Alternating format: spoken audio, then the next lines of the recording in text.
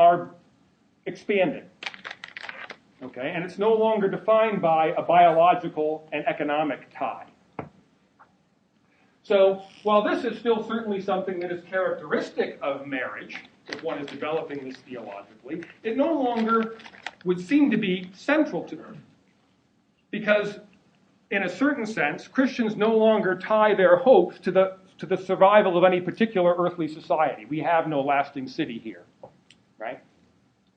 So this no longer becomes definitive, okay? This still is, this obviously is more so, because part of what is significant about this is precisely the idea of mutual covenant and faith. So what seemingly, Augustine doesn't quite put it this way, arguably what makes marriage a mystery in this sense is the fact that it manifests the kind of interpersonal responsibility and accountability and mutual vulnerability that characterizes this relationship.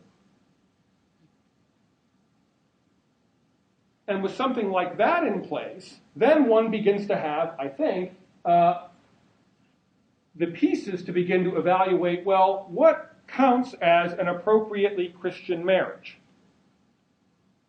And one might, on these grounds, argue that, say, polygamy, whether polyandry or polygyny, and childhood marriages are not appropriate, however much people may feel called to them, on the grounds that they're unable to model these sorts of things. You can't have mutual vulnerability if there's one in many in that same way.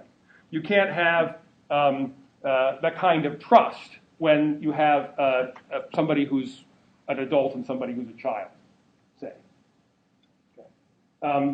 So these, I think, become, this way of understanding marriage is an eschatological symbol of how human beings relate to one another in glory, is a significant one for thinking about marriage in a way that doesn't, again, fall into some of the I think, rather sterile debates that often tend to accompany issues of what do we make about, men and men and women and women and men and women, sorts of issues. Now, of course, there is an interesting complexion here, which is that Christ and the church is kind of an odd marriage. It's obviously drawing on the whole Old Testament image of Yahweh as the husband and Israel as the bride and so forth. But even here, there's a kind of trickiness, isn't there?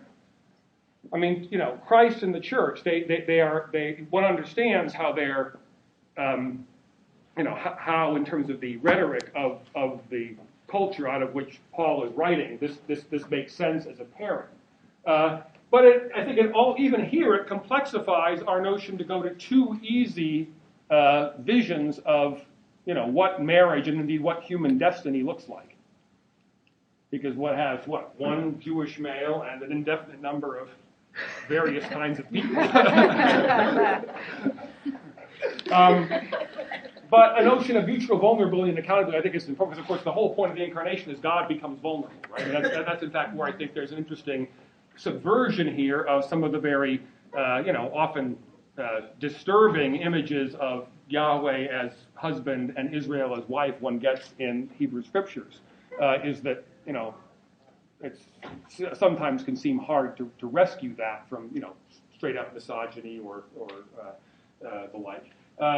The incarnation provides the means of complexifying that picture where it isn't so much, where it just doesn't have quite the same top-down, one in control, one simply passive dimension to it.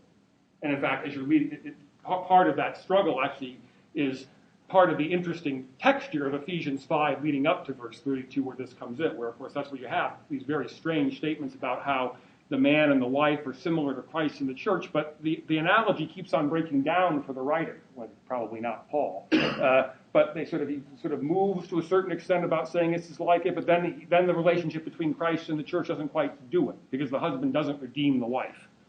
So, interesting sort of disparity there. So it's the fact that we don't really know what this looks like, as Scripture reminds us all the time. We have clues.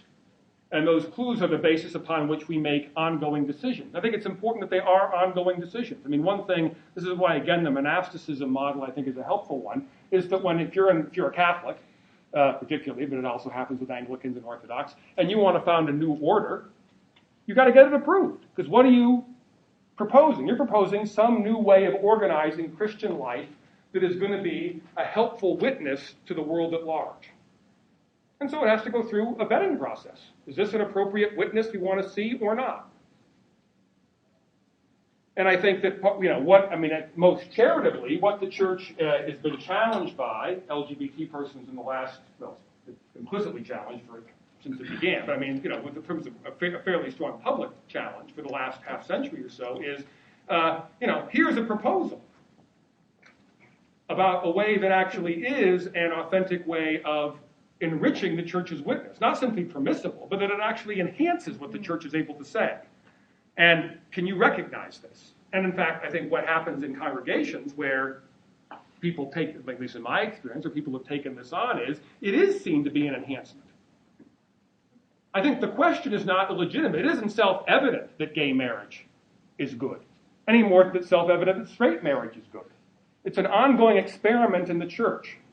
So what's incumbent upon anybody, straight or gay, in doing this sort of stuff is thinking about how do we understand what we're doing and how do we make our case to the church that this actually is a means of personal discipline and ecclesial discipline that enhances the overall witness of the church to the world at large. That gives I think that actually, in a certain sense, challenges, is a great way not only of sort of making your own case, but also challenging opponents to think clearly about, the church can never simply assume that what's in place is right. Right? The church is infected by sin as much as any other part of society. And so how do we just, in a situation where, half of straight marriages end within 10 years, what are we doing about marriage in general, let alone gay marriage? How does that function in the church? And what does the church do to support and recognize this? It's actually, I think it's much more in that sense than an issue of civil rights for LGBT folks. It's actually a ministry to the church at large. Church doesn't, unfortunately, often take it as such, but I think in terms of if I were in that population, in the sense that I want to be in solidarity with them, I would want to push that point. That this is challenging the church to make sense of how it understands how Christian life goes together in a context where it can never take any form of Christian life for granted, and where existing society is certainly showing that forms that we've depended on for many, many years are, for whatever reasons, not flourishing right now. Marriage rates, particularly by class, are dropping precipitously. Just people getting married at all. I think that's a failure, not of individual moral strength, but of the church's ability to make the case that this actually is something that isn't simply about romantic fantasy or economic security, but about Christian witness. So, yeah.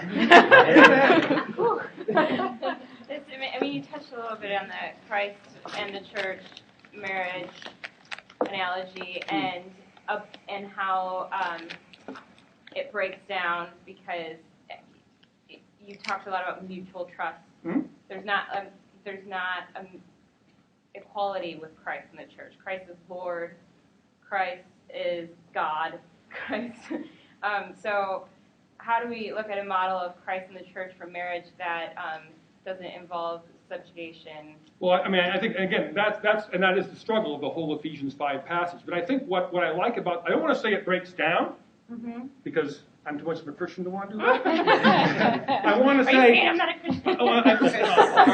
You know what I think about that. I want to say it requires us to be fairly reticent because we don't really know what this looks like.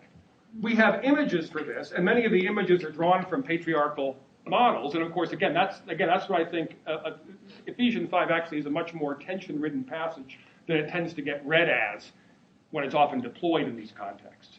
And I think what we're coming up against there is that we really don't know, frankly, what that's going to look like finally. We have clues.